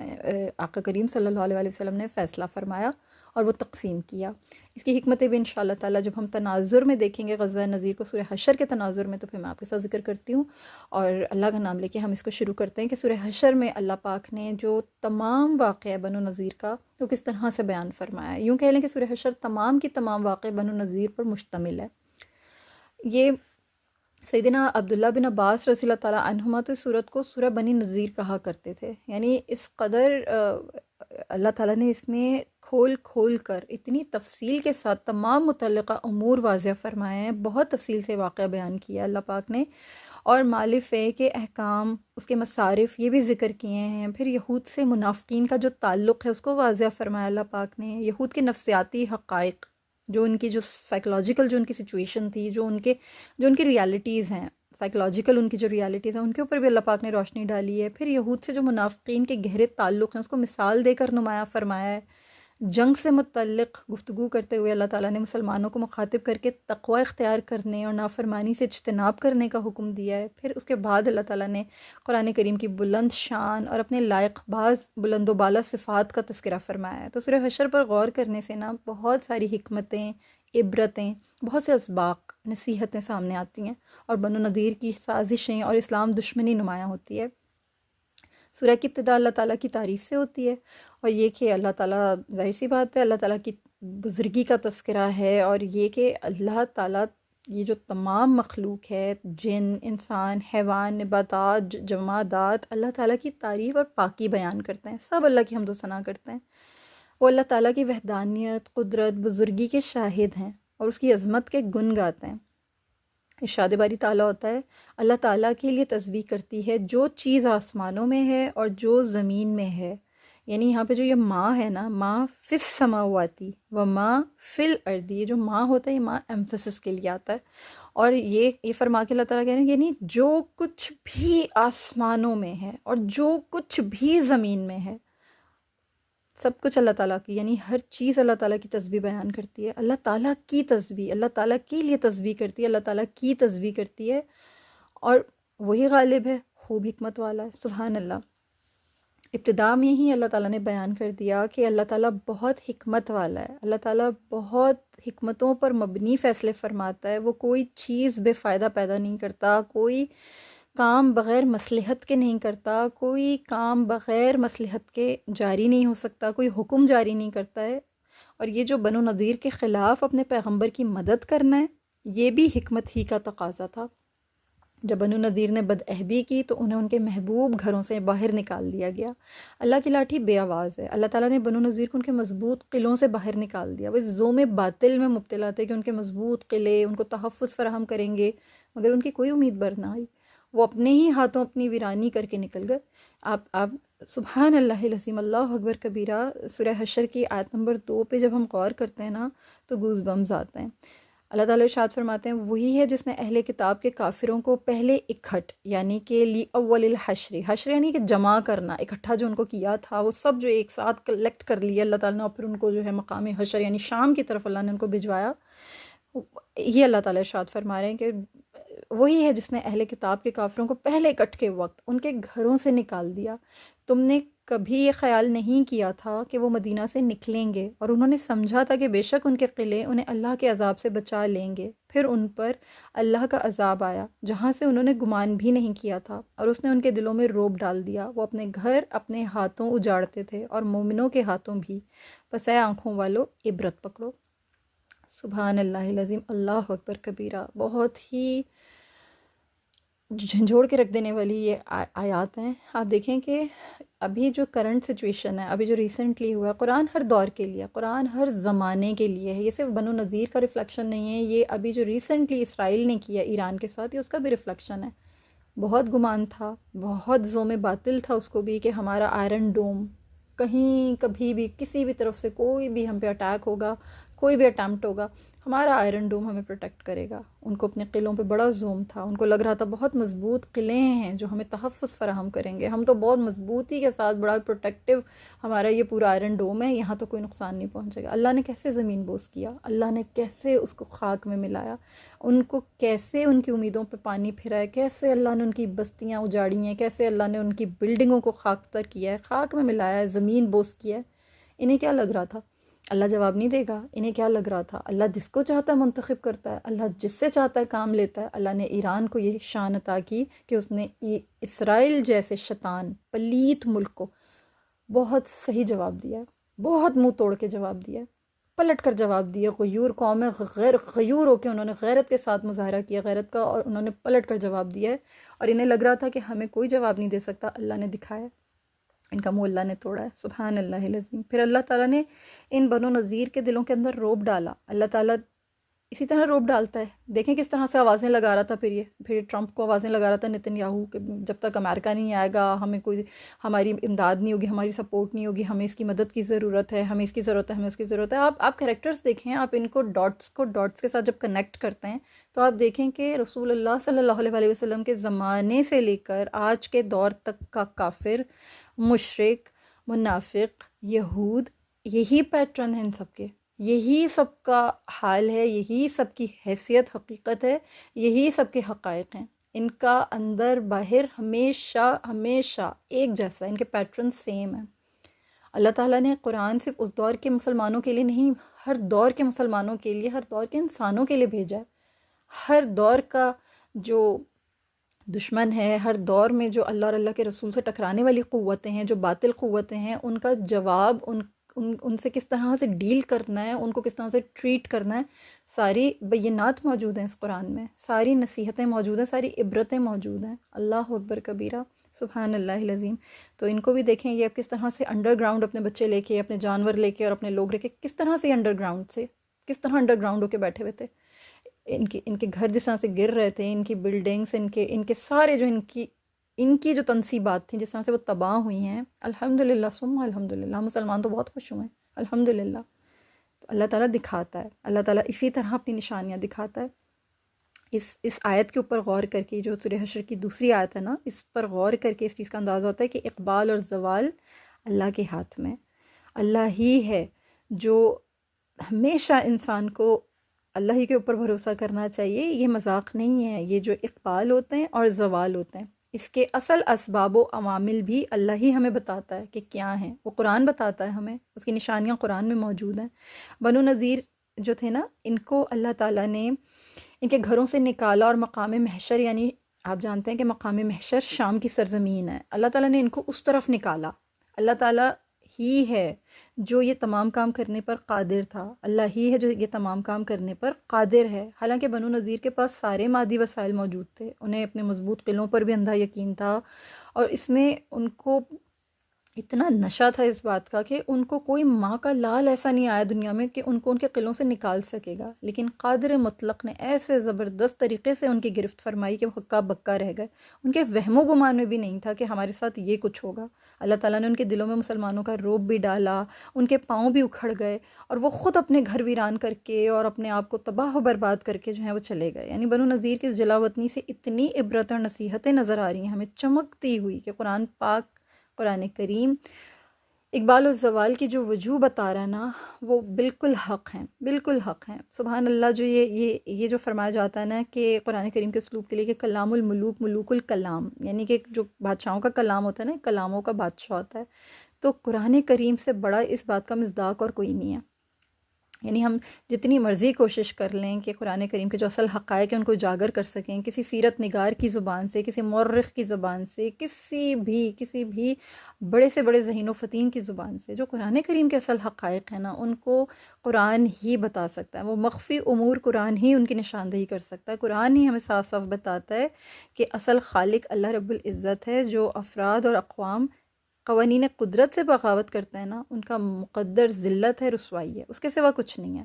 یہود اللہ کے باغی تھے، اللہ کے باغی ہیں، حق و صداقت کے دشمن تھے، حق و صداقت کے دشمن ہیں۔ وہ رسول اللہ صلی اللہ علیہ وسلم کی زندگی کا چراغ صرف اس لیے بجھانا چاہتے تھے نا کہ ان کو یہ نظر آ رہا تھا کہ یہ لوگوں کو ظلمت سے نور کی طرف، گمراہی سے ہدایت کی طرف بلا رہے ہیں۔ یہی بغض تھا ان کے اندر، یہی ان کے اندر ایک الجھن تھی، یہی ان کو ایک تکلیف تھی۔ اللہ تعالیٰ نے بنو نذیر کی دربدری کی شکل میں ہمیشہ کے لیے بتا دیا کہ ان کی رسوائی انہی کے کیے دھرے کی سزا ہے۔ جو انہوں نے کیا تھا یہ اسی وجہ سے ہوا ان کے ساتھ۔ ہمیشہ یاد رکھیے گا کہ جو حالات کی تبدیلی ہوتی ہے نا، یہ اعمال کی تبدیلی پر موقوف ہے۔ انسان کے حالات اس وقت تک نہیں بدلتے جب تک کہ اس کے اعمال نہ بدل جائیں۔ تو اصلاح احوال کی صرف تنہا صورت یہی ہے کہ اللہ کی ذات عالی پر ایمان محکم بنایا جائے اور رسالت میں آپ صلی اللہ علیہ وآلہ وسلم کی سنت کے مطابق اعمال صالحہ انجام دیے جائیں۔ اسی طرح اللہ تعالیٰ تمام مصائب، مکروہات، تمام مشکلیں، پریشانیاں دور فرما دیتا ہے، اور جتنی بھی مسلمانوں کی اس وقت جو زبوں حالی ہے نا، اس سے ہمیں صرف اس وقت تک سرفرازی یا کامیابی نہیں ملے گی، اس وقت تک یہ زبوں حالی ختم نہیں ہوگی جب تک کہ ہم نے اللہ تعالیٰ اور اللہ کے رسول صلی اللہ علیہ وآلہ وسلم کے احکامات اور ان کی سنت کے مطابق اعمال صالحہ نہ انجام دیے۔ غزوہ بنو نذیر کا اصل سبق یہی ہے، یعنی ہر دور کی امت کے لیے اس میں سبق ہے کہ مدد کا رستہ انتہائی قریب ہے، اور وہ اللہ تعالیٰ کی طرف رجوع کرنا ہے، اسی پر اعتماد کرنا، اس کے احکام کو تسلیم کرنا، اس کے حق کو قبول کرنا۔ مومن جب یہ بات جان لیں گے نا تو اللہ تعالیٰ ضرور ان کی مدد فرمائے گا، خواہ ان کا دشمن کتنا ہی قوی ہو، تعداد میں کتنا ہی زیادہ ہو۔ اللہ تعالیٰ کو تو کوئی چیز نہیں ہرا سکتی ہے، اللہ تعالیٰ کو تو کوئی چیز مغلوب نہیں کر سکتی ہے، اور جس کو اللہ کی مدد اور نصرت حاصل ہو جائے، اللہ کی تائید مل جائے، اسے کون ہرا سکتا ہے نا؟ تو اس کا ثبوت ہمیں بنو نذیر کی وطن بدری سے بھی مل رہا ہے۔ عقل مند وہی ہوتا ہے جو غیر سے عبرت حاصل کرے۔ اللہ ہم سب مسلمانوں کو یہ چیزیں سمجھنے کی توفیق عطا فرمائے کہ کس طرح رسول اللہ صلی اللہ علیہ وسلم نے لشکر کے ہمراہ بنو نذیر کی بستی میں پہنچ کر ان کا محاصرہ کیا، وہ قلعہ بند ہوئے، پھر ان کے کھجور کے درخت کاٹے گئے، نذر آتش کرنے کا حکم دیا گیا۔ انہوں نے حالانکہ یہ رسول اللہ صلی اللہ علیہ وسلم کو یہ بات کہی، ایک پیغام انہوں نے بھیجنے کی کوشش کی، مسلمانوں میں خلجان پیدا کرنے کی کوشش کی کہ آپ تو فساد کرنے سے منع کرتے ہیں اور ان فسادیوں کو آپ معیوب سمجھتے ہیں، تو پھر یہ درخت کیوں کاٹ رہے ہیں اور کیوں جلا رہے ہیں؟ اس وقت اللہ تعالیٰ نے جو ہے ارشاد فرمایا آیت نمبر 5 سورہ حشر کی آیت نمبر 5 میں کہ تم نے جو بھی کھجور کا درخت کاٹا یا اسے اس کی جڑوں پر کھڑا چھوڑ دیا تو یہ اللہ کے حکم سے ہے تاکہ وہ نافرمانوں کو رسوا کرے۔ سبحان اللہ العظیم۔ الشیخ ابو زہرہ رحمہ اللہ نے اس آیت کے متعلق نا بہت ہی خوبصورت سیر حاصل بحث کی ہے۔ فقہا کی آراء ذکر کرنے کے بعد انہوں نے لکھا ہے کہ اصل تو یہ ہے کہ دوران جنگ درختوں کو نہ کاٹا جائے اور نہ عمارتوں کو خراب کیا جائے۔ جنگ کے مقاصد میں سے ایک مقصد یہ ہوتا ہے کہ عوام کو ظالم حکمرانوں سے نجات دلائی جائے، اور متعدد آیات اور حدیث سے یہی بات واضح ہوتی ہے۔ لیکن جب درخت کاٹنا اور عمارتیں گرانا جنگی ضرورت بن جائے، مثلا دشمن ان کے پیچھے چھپا ہوا ہے اور اسلامی لشکر کو ایذا رسانی کے لیے انہیں آڑ کے طور پر استعمال کر رہا ہو، تو ایسی صورتحال میں درختوں کے کاٹنے کے سوا پھر کوئی چارہ نہیں ہوتا۔ اس لیے اس صورتحال میں یہ فعل جنگی ضرورت بن جاتا ہے۔ رسول اللہ صلی اللہ علیہ وسلم نے بنو نذیر، اور آپ انشاءاللہ فتح مکہ کے بعد پڑھیں گے، غزوہ ثقیف پڑھیں گے، تو اس محاصرے میں بھی یہی طریقہ اختیار کیا تھا۔ تو جن فقہا نے عمارتیں گرانے یا درخت اکھاڑنے کی اجازت دی ہے، ان کے قول کو جنگی ضرورت پر محمول کیا جائے گا، اور اس کی بنیاد محض دشمن کو تکلیف دینا یا فساد نہیں ہے۔ دشمن عوام نہیں ہوتی ہے، بلکہ جو صرف وہ لوگ ہوتے ہیں جو جنگ کے لیے ہتھیار اٹھائے ہوئے ہوتے ہیں، اور یہ چیز الحمدللہ ہم مسلمان سمجھتے ہیں کیونکہ یہ ہمارے دین کا حصہ ہے، یہ ہماری تعلیمات میں ہے۔ غیر مسلم اس بات کو نہیں سمجھتے ہیں، وہ معصوم انوسنٹ لوگوں کو، انوسنٹ شہریوں کو، انوسنٹ بچوں کو، انوسنٹ عورتوں کو، بوڑھوں کو، یہاں تک کہ استغفر اللہ العظیم ہاسپٹل میں بیماروں تک کو نشانہ بنا رہے ہیں۔ آپ دیکھیں کہ کس طرح انہوں نے پیس کے رکھ دیا ہے، کس طرح ان یہود نے پیس کے رکھ دیا ہے اسرائیلیوں نے فلسطینیوں کو، مطلب انہوں نے کوئی جگہ ایسی نہیں چھوڑی ہے، یہاں تک کہ ہاسپٹلس بھی نہیں چھوڑیں۔ تو کیا کیا ہم ان سے کیا امید رکھ سکتے ہیں؟ رحم کی کیا امید رکھ سکتے ہیں؟ انسانیت کی کیا توقع کر سکتے ہیں؟ اور پوری دنیا خاموش ہے، تماشا دیکھ رہی ہے. یہ جو ہیومن رائٹس کے علمبردار ہیں سو کالڈ، سب تماشا دیکھ رہے ہیں، کیونکہ ان کے پاس وہ حقیقی تعلیمات نہیں ہیں جو ہمیں اللہ اور اللہ کے رسول صلی اللہ علیہ وسلم نے عطا کی ہیں. مسلمان ریٹیلیٹ کرتے ہوئے بھی ان تمام چیزوں کو مد نظر رکھتے ہیں. ہم بہت محتاط رہتے ہیں کہ ہم کسی انسانی آبادی کے اوپر اٹیک نہ کریں، ہم انوسنٹ جانے نہ لیں. ہم بہت بہت بہت محتاط ہو کے بہت کیلکولیٹڈ ریٹیلیٹ کرتے ہیں. یہ تمام مسلمانوں کا شیوا ہے. اللہ اکبر، سبحان اللہ. اور اللہ کا کروڑوں بار شکر ہے، ہمیں اس بات کے اوپر فخر ہے کہ یہ تعلیمات ہمیں ہمارا دین دیتا ہے، ہمارے رسول اللہ صلی اللہ علیہ وسلم نے عطا کی ہیں. ہمیں اللہ بتا رہا ہے، قرآن بتا رہا ہے. اللہ تعالی ہمیں سمجھنے کی توفیق عطا فرمائے. پھر بہت خاص بات اس میں مال فیء سے مراد، میں نے آپ لوگوں کو بتایا کہ وہ مال جو کفار سے جنگ کے بغیر محض رعب و حیبت کی بنا پر حاصل ہوتا ہے، جیسا کہ بنو نذیر کے اموال ملے تھے نبی کریم صلی اللہ علیہ وسلم کو. تو یہ جو اللہ تعالیٰ نے ان کا جو حکم واضح فرمایا نا، وہ اللہ پاک نے سورہ حشر کی آیت نمبر 6 میں ارشاد فرمایا کہ اور اللہ نے ان سے اپنے رسول کی طرف جو مال لوٹایا، تو یعنی اور اللہ نے ان سے اپنے رسول کی طرف جو مال لوٹایا تو اس کے لیے تم نے گھوڑے اور اونٹ نہیں دوڑائے، لیکن اللہ اپنے رسولوں میں سے جسے چاہتا ہے غلبہ دیتا ہے، اور اللہ ہر چیز پر قادر ہے. یعنی اللہ تعالیٰ نے واضح کیا ہے کہ سخت جنگ لڑے بغیر بنو نذیر سے حاصل شدہ اموال محض اللہ تعالیٰ کا فضل ہیں. مسلمان دشمن کی طرف بڑے تو تھے، مگر گھوڑے اور یعنی جو سواریاں تھیں، جو اونٹ تھے، گھوڑے تھے، تلواریں تھیں، نیزیں تھیں، زرہیں، یہ تمام چیزیں تو استعمال نہیں ہوئی تھیں. مسلمانوں نے بغیر جنگ کے انہیں مغلوب کر لیا تھا، اور جلا وطن کر کے جو بھی مال تھا ان کا وہ قبضے میں لے لیا تھا. اور جہاں اللہ تعالیٰ نے چاہا رسول اللہ صلی اللہ علیہ وسلم نے اس مال کو صرف فرمایا. پھر جو مال فیء کے مصارف تھے نا، وہ بھی خود اللہ پاک نے رسول اللہ صلی اللہ علیہ وسلم کو بیان فرمایا. یعنی وہ جو مصارف تھے کہ کہاں کہاں یہ مال خرچ کرنا ہے، اللہ تعالیٰ نے خود بیان فرمایا. اللہ تعالیٰ نے سورہ حشر آیت نمبر 7 میں یوں ارشاد فرمایا کہ اللہ اپنے رسول کی طرف بستیوں والوں کے مال سے جو کچھ لوٹا دے تو وہ اللہ کے لیے اور اس کے رسول کے لیے اور اس کے قرابت داروں اور یتیموں اور مسکینوں اور مسافروں کے لیے ہے، تاکہ وہ مال تمہارے دولت مندوں ہی کے درمیان گردش نہ کرتا رہے. سبحان اللہ العظیم. یعنی دیکھیں رسول اللہ صلی اللہ علیہ وسلم نے انصار کو جمع کر کے ان کو اعتماد میں لیا، ان سے رائے لے کر آپ صلی اللہ علیہ وسلم نے بنو نذیر سے حاصل ہونے والا جو بھی مال تھا وہ مہاجرین میں تقسیم فرما دیا. صرف 2 محتاج تنگ دست انصاری تھے جو میں نے آپ لوگوں کے سامنے رکھا نا، کہ حضرت ابو دجانہ اور سہل بن حنیف رضی اللہ تعالیٰ عنہ، بس ان کو اس مال میں سے عطا فرمایا گیا تھا. اور رسول اللہ صلی اللہ علیہ وسلم نے انصار کی رائے لی تاکہ اموال کی تقسیم کے متعلق ان کے دل مطمئن رہیں. سیاسی امور کے سلسلے میں آپ صلی اللہ علیہ وسلم کا ہمیشہ یہی طرز عمل رہا، اور یہ بہت عمدہ طرز عمل تھا. اس تقسیم کا مقصد یہ تھا کہ انصار کے بوجھ کو کم کیا جائے. چنانچہ مہاجرین جو تھے وہ بنو نذیر کے گھروں میں جا کے بس گئے، وہاں رہنے لگے. انصار کے گھر جو تھے وہ مالکوں کو واپس کر دیے گئے. اور بعض مہاجرین جو اپنے آپ کو غنی سمجھتے تھے نا، وہ اپنے آپ کو غنی سمجھتے ہوئے اس مال میں سے انہوں نے کچھ بھی حصہ نہیں لیا. یعنی مہاجرین کے یہ بھی یہاں سے اندازہ ہو رہا ہے کہ مہاجرین کے جو معاشی حالات تھے ان میں بتدریج بہتری آ رہی تھی ماشاء اللہ. پھر بنو نذیر کے جو اموال کی تقسیم تھی نا، اس نے اسلامی حکومت کی جو مالی پالیسی تھی اور اچھے اور مستحسن اقدام تھے ان میں بھی اضافہ کیا تھا. اس سے پہلے جو جنگی غنیمتیں قرآن کے متعین کردہ خمس کے علاوہ جو ملا کرتی تھیں نا غنیمتیں، وہ صرف مجاہدین میں تقسیم ہوتی تھیں. لیکن بنو نذیر کے غزوے کے بعد جو غنائم تھے ان کے متعلق نئی پالیسی بنی، یعنی جو مالی پالیسی تھی اس میں اضافہ ہوا. اس کا خلاصہ یہ ہے کہ جنگی غنیمتیں پھر 2 اقسام کی ہو گئی، یعنی 2 اقسام تھیں ان کی. ایک وہ تھی کہ وہ مالی غنیمت جو مجاہدین نے تلوار کے زور پر حاصل کیا تھا، خمس کے سوا سارے کا سارا مجاہدین میں تقسیم ہونا قرار پایا. یعنی خمس جو تھا وہ اس میں جاتا تھا، جو آپ کو پتہ ہے کہ جو حکومت کا جو ہوتا تھا، جسے کہتے ہیں کہ جو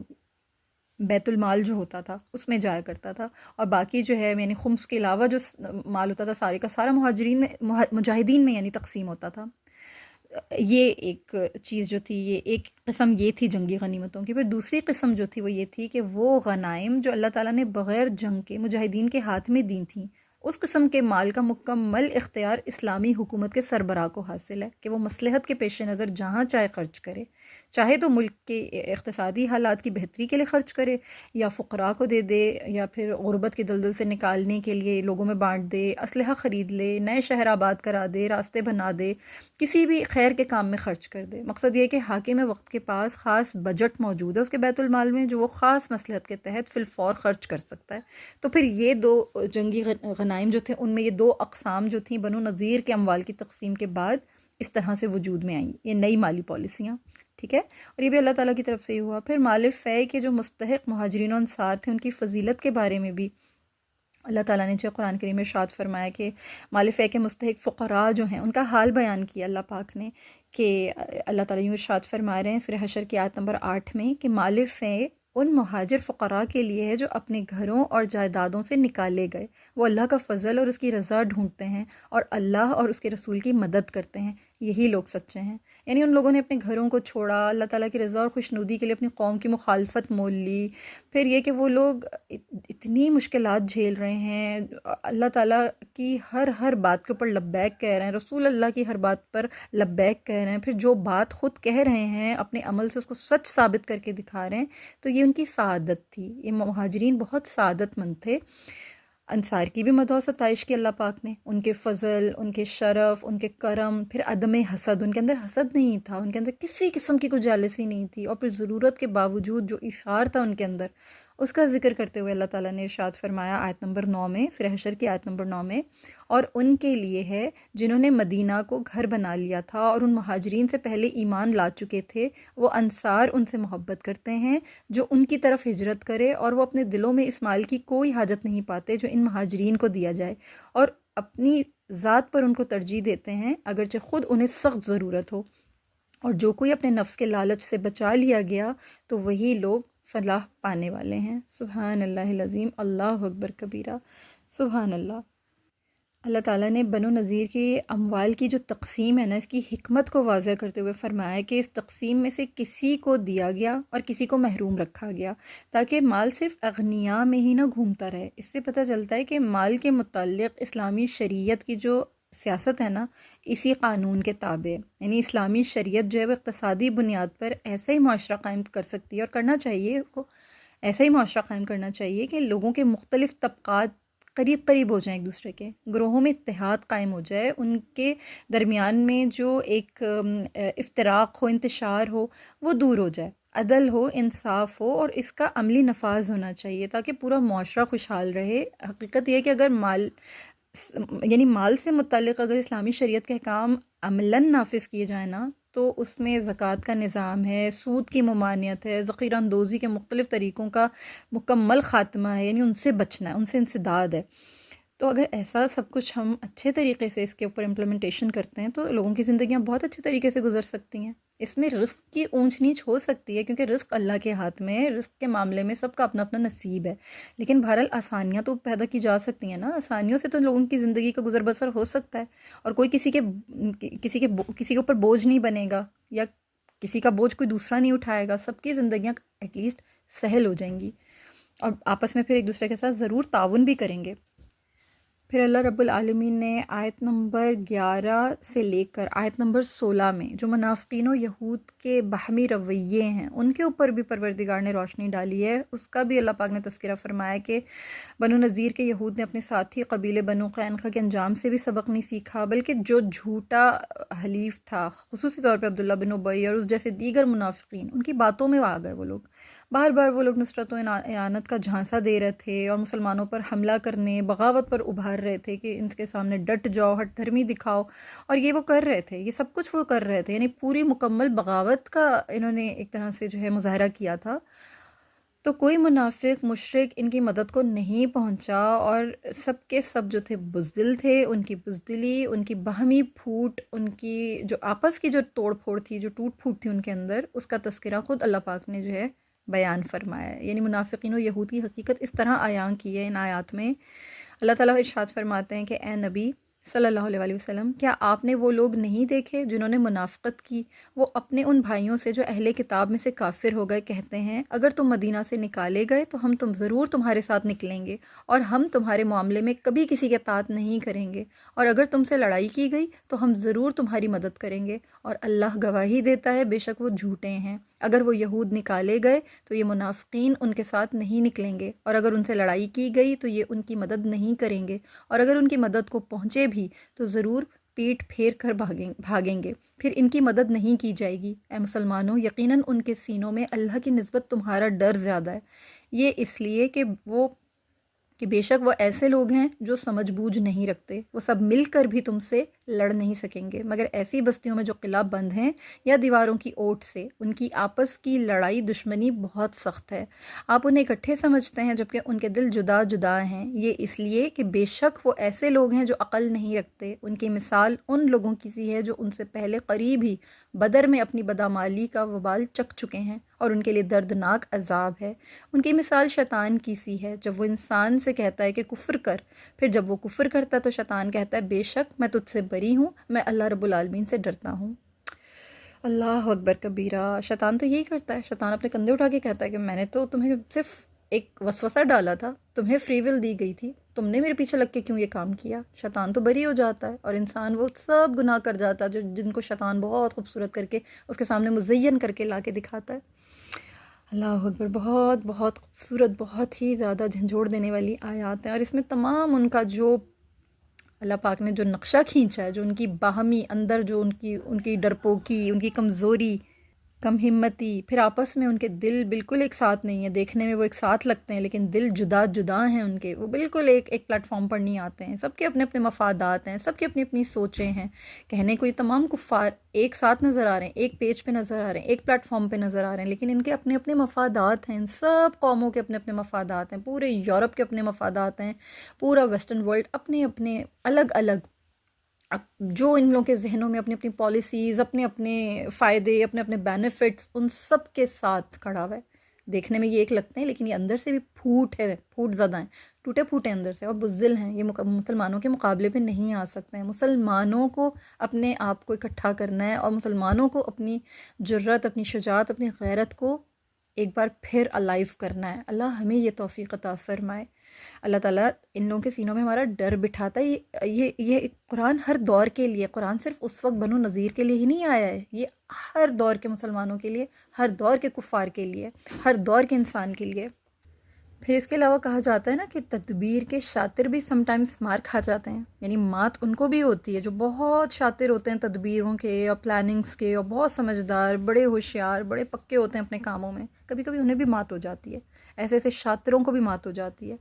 بری تدبیر کرنے والے بعض اوقات خود اس کا نشانہ بن جاتے ہیں۔ اسلام اور پیغمبر اسلام صلی اللہ علیہ وآلہ وسلم کے متعلق یہود کا جو خبث باطن تھا نا، وہ وقتاً فوقتاً واضح ہوتا رہتا تھا، حتیٰ کہ انہوں نے پیغمبر کائنات صلی اللہ علیہ وآلہ وسلم کو شہید کرنے کی مذموم سازش بھی کی، جس کا انجام انتہائی عبرتناک ہوا۔ اللہ تعالیٰ نے ان کے گھر انہی کے ہاتھوں تباہ کروا دیے، برباد کروا دیے، انہیں ان کے گھر بار سے بیگانہ ہونا پڑا، حتیٰ کہ اللہ تعالیٰ نے ان کے مکانات و باغات، تمام تر ان کی جتنی بھی نعمتیں انہیں عطا کی ہوئی تھیں ان تمام کا وارث اپنے مسلمان بندوں کو بنا دیا۔ ارشاد باری تعالیٰ ہے، اللہ رب العالمین یوں ارشاد فرما رہے ہیں، سبحان اللہ العظیم، جو آیت نمبر 2 ہے سورہ حشر کی، اس میں اللہ پاک نے بہت خوبصورت لفظوں میں ارشاد فرمایا کہ اللہ وہی ہے جس نے اہل کتاب کے کافروں کو پہلے اکٹھ کے وقت ان کے گھروں سے نکال دیا، تم نے کبھی یہ خیال نہیں کیا تھا کہ وہ مدینہ سے نکلیں گے، اور انہوں نے سمجھا تھا کہ بے شک ان کے قلعے انہیں اللہ کے عذاب سے بچا لیں گے، پھر ان پر اللہ کا عذاب آیا جہاں سے انہوں نے گمان بھی نہیں کیا تھا، اور اس نے ان کے دلوں میں رعب ڈال دیا، وہ اپنے گھر اپنے ہاتھوں اجاڑتے تھے اور مومنوں کے ہاتھوں بھی، تو اے آنکھوں والو عبرت پکڑو۔ سبحان اللہ العظیم، قرآن پاک نا ہر دور کے لیے عبرت ہے، اس میں ہر آیت عبرت کا مقام ہے، اس میں اللہ تعالیٰ نے بہت احسن انداز میں اعلانیہ طور پر ہر چیز کا ذکر فرمایا ہے، ہر اس انسان کو، ہر اس ذی شعور کو، ہر اس عقل والے کو، ہر اس زندہ دل انسان کو، ہر اس یعنی جس کسی کے ساتھ بھی کبھی کوئی تکلیف دے، کوئی مکر و فریب ہوا ہو، کوئی مہلک اس کو بغض و کینہ نظر آ رہا ہو، اس کے ساتھ کوئی براہ راست کوئی کچھ برا ہو رہا ہو، یا خود وہ ان رستوں پہ چل پڑا ہو، اللہ تعالیٰ نے سب کو واضح انداز میں، بہت احسن انداز میں یہ اعلانیہ طور پر فرما دیا کہ اے آنکھوں والو عبرت حاصل کرو۔ عبرت ہے، ہر اس چیز میں عبرت ہے جو ان کے ساتھ ہوئی ہے، یعنی اللہ تعالیٰ ہم سب کے اوپر رحم کرے۔ ہر وہ شخص جو حق کے راستے میں رکاوٹ بنتا ہے، لوگوں کو حق سے روکتا ہے، دایان حق کو دور ہٹاتا ہے، بالآخر وہ شکست کھاتا ہے، اس کا مقدر صرف اور صرف ذلت ہے، وہ عبرت کا نشان بنتا ہے۔ حق و باطل کی کشمکش کبھی تھمنے والی نہیں ہے، یہ سلسلہ تا قیامت جاری رہے گا، مستقبل میں کبھی حق اور کبھی باطل کو عروج ہوگا، لیکن بہرحال بالآخر کامیابی حق کی ہوگی ہمیشہ۔ یہود کی خیانت اور دھوکہ دہی سے عبرت حاصل کر کے اس طرز عمل سے اجتناب کرنا چاہیے تاکہ ذلت اور رسوائی اور شکست مقدر نہ بنے ہمارا۔ ہمیں اللہ تعالیٰ سے ہمیشہ محفوظ رکھے، ہمیشہ بچا کے رکھے، اور اللہ تعالیٰ ہمیں ان تمام عبرتوں کو، ان تمام نصیحتوں کو، ان تمام اسباق کو سمجھنے کی کوشش، یعنی ہمیں اللہ سمجھنے کی توفیق عطا فرمائے، ہم سمجھنے کی کوشش کریں اور پھر اپنی زندگیوں میں انہیں امپلیمنٹ بھی کریں۔ آمین یا رب العالمین۔ امید ہے کہ انشاءاللہ تعالیٰ کسی حد تک میں نے اس کا حق ادا کیا ہوگا، پھر بھی اللہ سے دعا ہے کہ اگر کوئی کوتاہی ہو، کوئی شارٹ کمنگ ہو، اللہ تعالیٰ سے درگزر فرمائے۔ انشاءاللہ تعالیٰ اگلے لیکچر میں ہم اس سے آگے کی بات کریں گے۔ اللہ تعالیٰ جی ہم سے قبول فرمائے، آمین یا رب العالمین۔ اجازت دیجیے، السلام علیکم ورحمۃ اللہ وبرکاتہ۔